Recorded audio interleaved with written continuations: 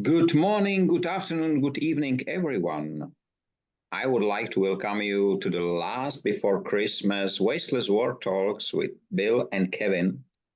And today we have a very special topic. We will speak about elevators or lifts if you want to. So the first question is the usual one. Bill, if I say the term elevator, what do you see first in front of your eyes? I am very amused by your choice of this word. In the book, Our Wasteless World, which is in process now, in the introduction, there is an analogy that uses the elevator. That is, if we understood the if we understood waste better than we do now, then the analogy would be a high-rise building. And today we are on the basement or the ground floor. And if we truly understood waste, we would be on an elevator headed for the penthouse. So you will read that with your own eyes in a couple of months. Um, but elevator to me is a way of uh, improving quickly. Okay. And what about you, Kevin? I think of missing numbers. When you get into an American elevator, there is no ground floor. And it starts with 1 rather than with 0. I always find that really funny. And the other thing I think about elevators in certain countries is that there's no floor 13. And yeah, so I think numbers, missing numbers. The reason why I came or how I came to the elevator topic as a topic was the fact that a few days ago I somehow resonate in my head the term elevator pitch, which I have the opportunity to use several times when speaking with investors. And generally, I hate it. But what is interesting, then it came with a connection with the fact that I usually, if you enter an elevator and there are some people, usually there is complete silence. Nobody is speaking. And then I start to laugh, thinking, okay, so I should have an elevator pitch, but in elevator nobody is speaking. So what they expect from me, and this is how it came. So, and it was quite interesting discussion in the noontime. So that was the reason why we are speaking. Not only does nobody speak, but everybody faces the front and avoids eye contact. That's strange. You know, when you said that, Abel, that you are amused about my selection of the term, I was thinking that you have some, let's say, children not permitted experience in an elevator, but that was not the case.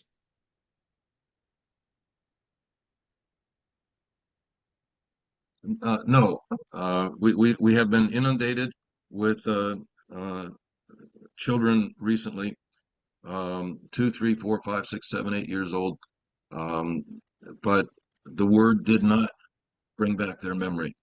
But the walls here are full of their laughter and their thank heavens for children. Oh, wouldn't it be so boring if it was just adults all the time? Have you seen? There was a video. It's not a fresh one, but it was again repeated. Someone transfer or make a virtual elevator for kids to visit the Santa Claus visit. Have you seen that? All the walls lined with displays. So it looks like it really goes up to the sky and to the village, and then he can ring the bell, the other door open. It's really well done.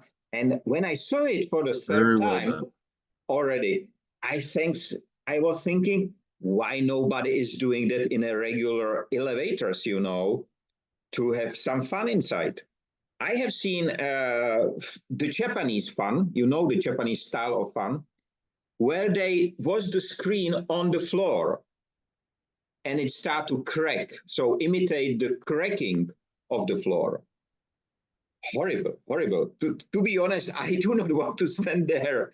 Of course, the hidden cameras, everybody was laughing, but not funny at all, to be honest. Not funny at all. But this Santa Claus was really great. Well done, well done. For the kids, must be unbelievable experience. The mall, the shopping mall where that elevator is about 2 hours from here, up near Boston. And but this is the first time that I saw it. It was very well done. The only thing I've seen close to this is there is a hotel in San Juan, Puerto Rico, called the Water Club, and maybe it's 8 or 10 stories tall. The elevator in that hotel, since it's the name of it is the Water Club, there is water on 3 sides, actually falling down. Um, very, very well done, and it just immerses you in this feeling of water. The most terrifying elevator I tried was in Germany, where I don't think that they're allowed anymore, but it is just, it's a box which is open.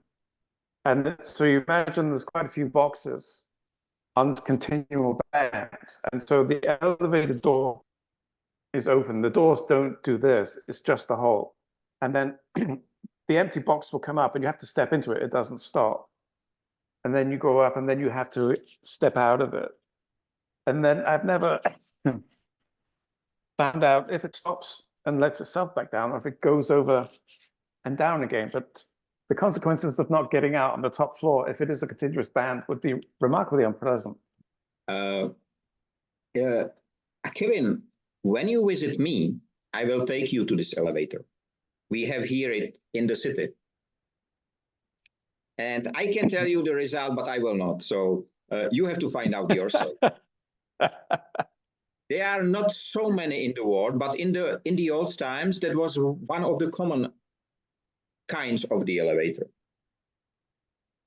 Yeah, I tried one in Düsseldorf in Germany in one of the, it was probably the tax department where they didn't care if they lost a couple of customers. Do you know that there is already for 10 years, they are working on the elevators to the space? Yes. And in fact, there's a chapter in one of my previous books called Inventions I Hope to See Before I Die. And one of them is the space elevator.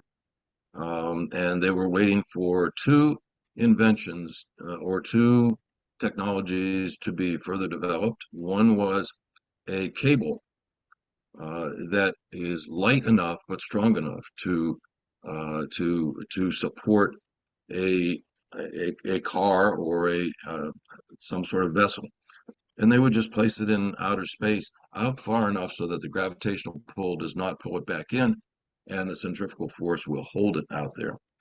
The other technology was power beaming, which they have made great progress in the last 10 years. So that because you can't put an extension cord to put power to this car as it drives up there. But that's an elevator. That's definitely an elevator. And that would eliminate the need for all this pollution from rocket ships taking off, because you would simply put it up at some level, and it doesn't need to break the gravitational bond. Generally, just recently, somebody placed a video how it will look like when you will be in the cabin. So it's an animation, but it looks quite impressive. And regarding the cable, in 2017, 2020, I do not remember. Thyssen Group, which is one of the big players from Germany, generally, they started to make the elevator which move not only this way but even this way. And because there cannot be a cable, there is linear electric motors, which generally it's a car put on a wall and it rides on the wall in some way, let's say. And They are testing it in quite a high tower in Germany. And I think, but I didn't find it. I tried to find it yesterday. I think that in Japan is one already installed, but not sure. Somewhere I get the information, but I cannot find it again. So maybe it will be sooner than we expected. And it will be very interesting. They said that the weight of the cable, even in 300 meters, it's so big that they cannot carry it. So the space is 13, 15 kilometers. So I think that it will not be a cable structure, probably. I would prefer to take an elevator into space than a rocket. That's for certain. On the other hand, if the elevator will go as fast as the rocket, I don't think you win too much. No. I was reading George Orwell's book, The Road to Wigan Pier. And he was describing that in the English coal mines in the 20s and 30s, the lifts down into the coal mines were gravity lifts. And so you had a guy and he pulled a lever and that just let the thing drop at 9.81 meters per second. It must have been quite an uncomfortable feeling. We have one very famous inventor. It's a person which was invented. The person was invented, but it's a really crazy story. It's hard to explain, but he invented a special, especially for the mines, is special elevator where all the time there go more miners down than go up. So this is the gravity as well. But there was one disadvantage. There was too many miners left in the mine at the end. So they stopped the invention. But in the discussion, there was quite interesting, few interesting topics. One of them, that elevator is one of the inventions where you fully dedicate yourself to technology. It's not 99%, it's 100. You step in, 100% you must trust, because otherwise you will not. It's a very sterile, so everybody is silent, everybody is watching to the wall. So it's very strange, and still so many use it. And I asked why in one poll, which I started 1 hour ago, and majority of the people say because it's convenient, and the second, because of the number of floors.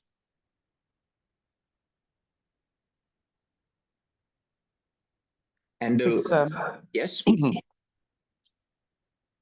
I was, you know, you always imagine if you're in a lift and it does fail and the lift falls to the last stop below ground, I guess. If you could jump at the last moment, that you would save yourself, but it's not physically possible. If you're in a lift and it's falling, you will feel the full consequences. I have thought that myself. A very negative thought comes to mind with the word elevator, and that is we have a very dear friend who was in the World Trade Center and in 9/11, and she survived, but she will not go in an elevator today. And she walked out, but she was up pretty high. And so when you talk about trust, and you have to have not 99%, but 100% trust, she does not have that. It was interesting that Pat mentioned in the noon event that generally elevator is not so interesting, but to elevate someone, this is something what we should do, generally to elevate the others. And if you consider the elevator for hundreds of years, maybe thousands of years, it was all the time the same, except of the motor, electric motor invention. But generally there is something heavier which goes down and you go up. So it's quite strange that exactly the same with no too many differences is working. And one of the battery types, so-called gravity battery, works exactly the same. Just not the people are moved, but 10 tons blocks with the cranes inside a building, generally one next to each other. And there was one interesting issue. The building is really quite high, and at the same quite big. And the issue was there cannot work any people inside because it was one block after the other. So from the safety point of view, if something happened, you are dead, no matter whether you go right, left, or so. So they have to find out how to put the people around the building. So it was quite interesting, and it is right now in construction in China. One is in construction in the US, if I do remember properly. But it was quite interesting. So, but lift up someone, that was interesting, a connection to the elevator, or to elevate someone, elevate, not lift, elevate someone. That is very interesting from the point of view of that's a manager's job, I think, to engage people, to elevate people in their own minds. And that's the way to fully engage co-workers. How do you use elevators, Kevin? I used to live in an apartment on the 13th floor, which had 2 elevators, and then one morning it had none. And going down from the 13th floor, every floor is half a flight of steps, or it's 2 flights of steps. So it's in fact 26 flights of steps to get down. And even with the help of gravity, it was pretty unpleasant. So the thought of having to go down the World Trade Center 80 or 90 floors is a nightmare. But the real surprise came in the evening when I got back home. They still didn't work. And 13 floors doesn't sound that much until you try it. And the biggest problem was there was just no oxygen stations on the way. So by the 9th floor, I was really struggling. It took 5 minutes. It sounds pathetic, but it took so long to get up there. And then the next day, luckily, the elevators did work because my legs didn't. I do remember my brother when he was in a high school, on the dormitory. Generally, it was a tall building. So they made with his friends that they will go up to Everest. So they calculated how many stairs, how many meters. They put stones and books in the backpack, and they start to go up and down, up and down.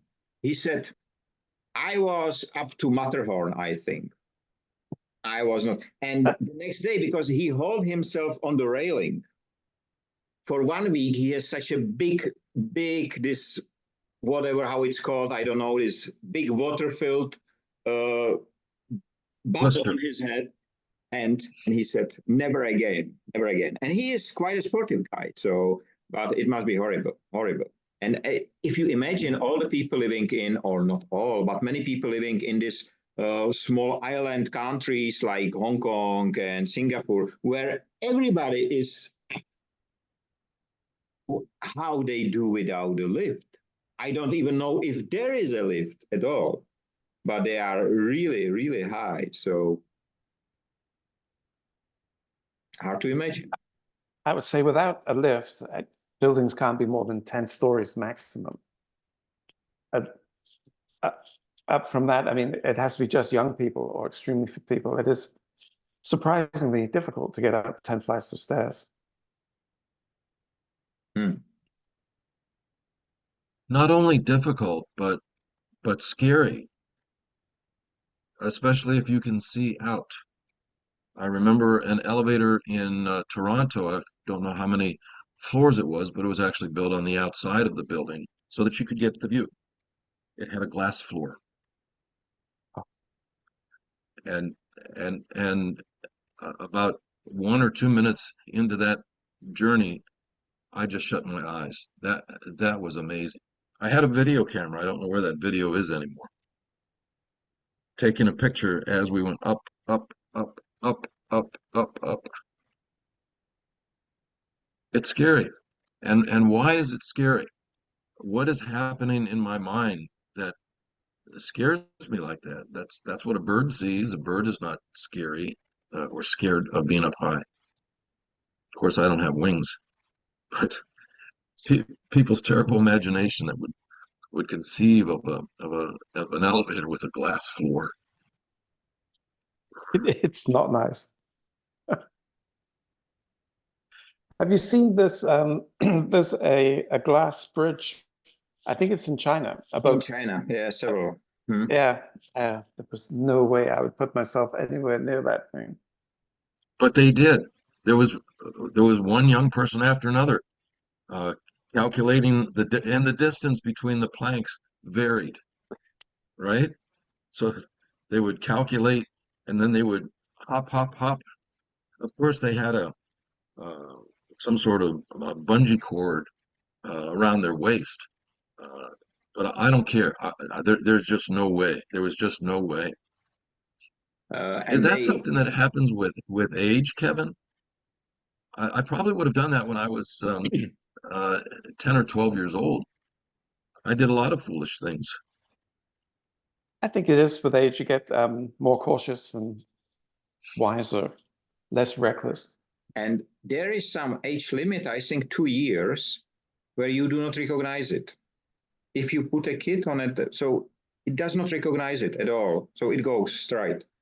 2 or 3 years old, I think, is the limit. After that, you start to recognize it. And the Chinese, of course, they put the monitors there, so they crack it virtually. They crack it and they laugh about the people and so on. But I do remember when they opened the first one, which is not so long time ago, 10 years, 5 years, I don't remember. They have to stop it the next day because there were so many people so that they cannot control it. They cannot control it at all. And they are right now, they are building the pathways along the top trees.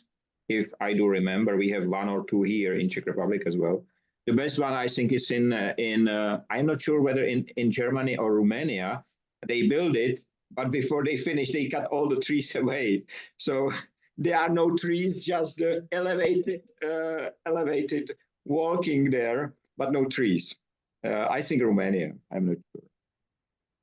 And they have partly you can see through. So not on all the places, but I think on dedicated places you can look down and look at the trees. But in a way, it's interesting that the technology of bridges and elevators has become so reliable that they can actually put glass floors in. They can show the danger. We don't need reassurance anymore. Now we need a thrill to take an elevator or to take a bridge. Have you seen the roof windows, which you can open and you created out of it a balcony? Yeah. For me, visually great thing, but you step on the glass. So I'm not sure if it will be my favorite one. No, I'm not. I don't enjoy heights at all. It's not nice. My father was climber, and he teach me to climb, so I enjoy climbing, and I'm not scared of heights, to be honest. Of course, I am careful, but I'm not scared of heights. Or I do not remember any place where I was scared because it was too high.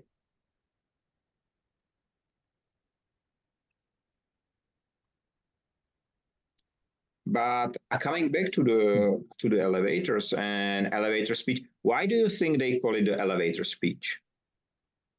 Because you have 15 seconds or 45 seconds to connect with that person beside you who may be a good connection. Perhaps you recognize his name tag. And so you have a limited amount of time to give him the gist of your of who you are before the door opens and the opportunity is gone. Mm-hmm. because I don't see there was a discussion in the noontime that this is to establish the relationship, but I don't think that elevator pitch establish a relationship. For me, it's a financial generally talk or business talk,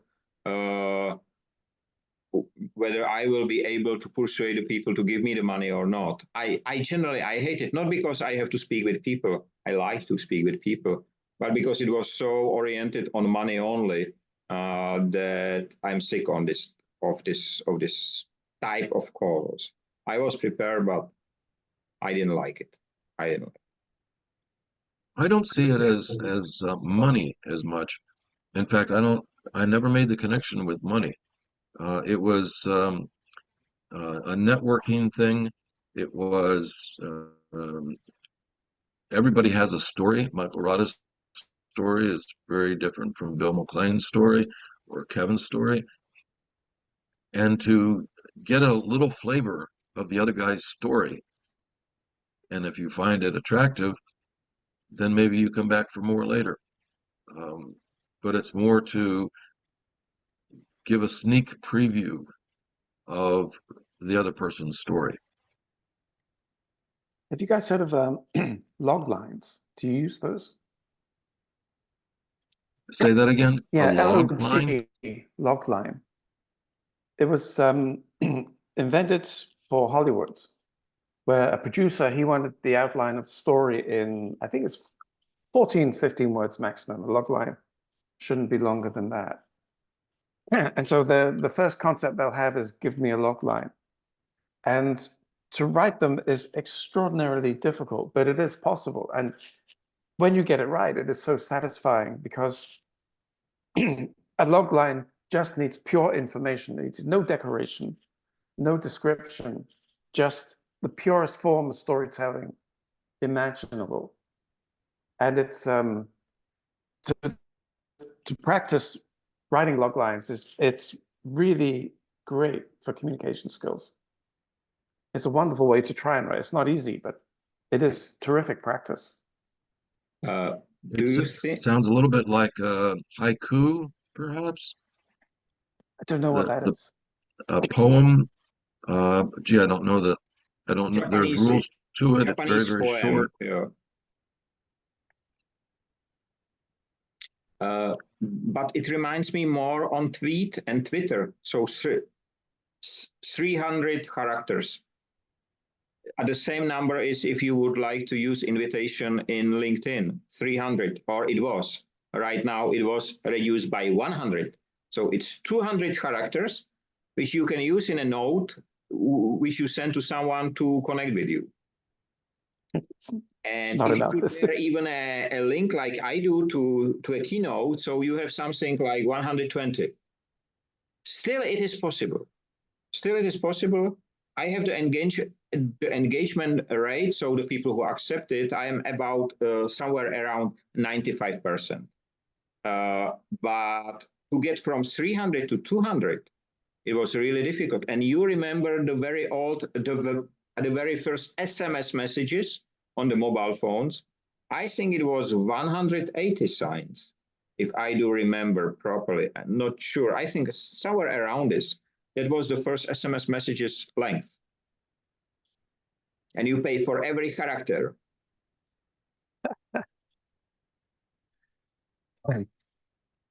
Did you know that when SMS was first invented, it was not meant to be a feature on mobile phones. It was more a technical thing for some types of business to use. They didn't think it would ever be a popular thing amongst consumers. I do not know. I know that the first internet in mobile, it was, I do not remember the name anymore, but it was something like a science and so on. And I was able to, I have created some websites with this form, and you can watch it really even on the old phones, which has connection to internet, you can see, because you know, at the time, the speed of the connection was 9.6 kilobytes. So the same like fax line. So that was exactly the same speed. And I would like to make the trial, you know, to put the children in an elevator to the past and give them the internet with a speed of 9.6 kilobytes. Will be interesting to see what they will do, because not a single picture will load, not generally emoji will be very difficult and so on. So it will be very interesting for one day to put them in an elevator. Have you seen any of these videos of people giving their children old-fashioned dial telephones? It is so interesting that they're so unintuitive that kids simply have no idea that you have to rotate this dial to make a call. Even a type recorder and similar. So the cassette and a pencil. What shall I do with that? So, but we are laughing about it. But if the kids put something up to date in front of us, we will be exactly the same. And the difference is that we are living in the time we can use it, but we don't know how to. They has been not living there. So it's quite interesting to watch and to see. We started a lot of discussion about the education, the change of the education system, I was just part of a discussion where 5 researchers talk Industry 5.0. They asked 6 times, what is Industry 5? They wrote already a book about it. It was just before publishing. And they asked 5 times themselves, because there was no access from outside, what is Industry 5.0? And not a single time they has been able to answer it. And they worked for 2 years on the project, fully funded. And these people, 3 of 5 has been teachers or educators in a school or on a university. It's so sad to see this. It's not elevating the education system or the system itself. It's generally degrading. So we step in the lift and it falls down with the full speed.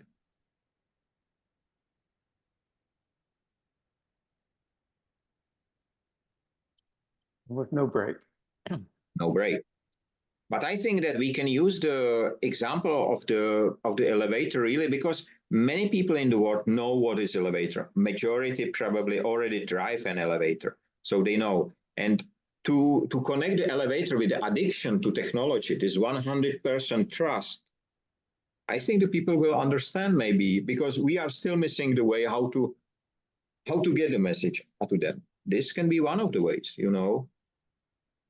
If you step in an elevator, you have to trust 100%, and you trust something which you don't know who is running that, how it is going on, but still you trust.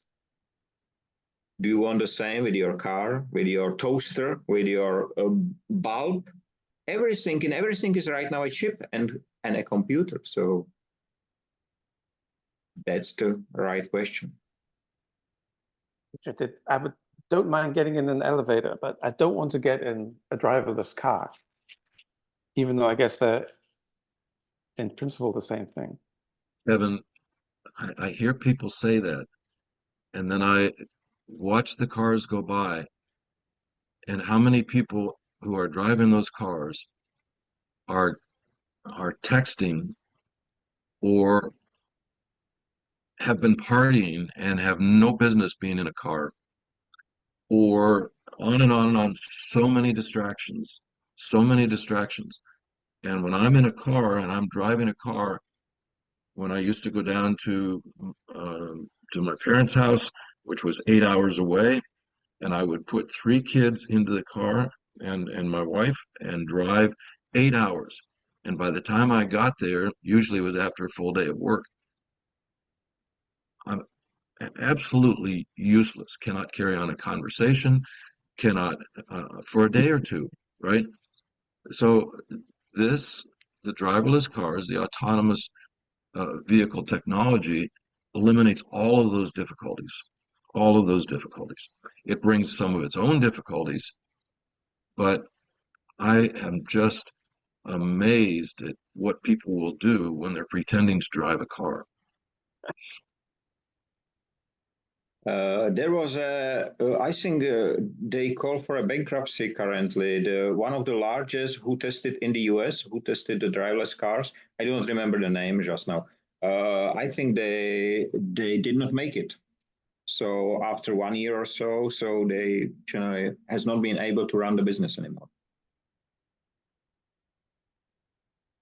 And in China is similar. So they have a lot of, for a car, I do understand there is a lot of distractions, but till today, I do not understand why trains or even subway needs a driver. It's just steel rails. He cannot bend somewhere to the left and right. You can everything can be in the computer. How fast he should ride. So there can be sensors. Why there is a driver? I don't know. Well, ask the same question about the airlines. And why do we need a pilot? In fact, a pilot is probably more dangerous than a computer up there. And they said back to me, Bill, pilots do not land and take off the planes. That's a computer. It's hands off. But the passengers have to see a person go up into the cabin. And so it's purely for show. I am confused what you said, because I have spoken with a pilot, with several ones, and they said they do not fly the plane in the air, but they are responsible for taking off and landing. So this is the only responsibility of the pilot, at least what they told me, but not the rest of the flight. This is one of the difficulties with discussions like this, is you and I were not talking to the same pilot. And perhaps the story has gotten altered by the time we compare our stories. But whether your version is right or my version is right, it doesn't matter, because this is coming. It may be here. And how are we ready? What are we doing to get ready for these changes, for all these changes? I remember a good friend of mine, I quote her all the time, and she says that the pace of change today is the slowest you will see for the rest of your life. And it's very fast for me right now. I'm having difficulty keeping up with it. And especially this, I thought I was doing pretty good. But when they started talking about AI and ChatGPT, and I talked to some of my friends, and they're using it and they're doing it, and they're telling me what I have to, for me to do it, what I have to learn, and don't expect it to be right the first time. I just feel like it's getting a little bit further ahead of me than I'm able to keep up with right now. So I think I need to run a little bit faster. I don't think so. You know, we are in the elevator, but it depends on us in which station we will step out and watch for a while. And we have only less than 2 minutes are left. So it's quite interesting. And I think I was firstly scared, scared whether we can talk for 40 minutes about elevator. But, you know, that was the second time in this day where I enjoyed the ride in an elevator. And it was a 40 minutes ride. You know, that's great. That's great. So I love elevators more. The only which I would prefer to be able to step out and in whenever I want, not if somebody says so. I like this open door elevator.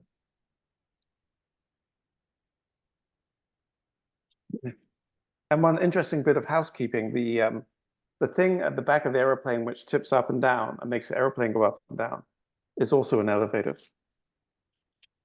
That's right. So thank you for all the information. It was great just before the Christmas. I would like to thank you for your time. And I would like to wish you and all the others have a nice time, free of waste and wasting in all its forms. Stay safe, free. Enjoy the Christmas time. And see you next time. See you. Thank you. Bye-bye. Bye.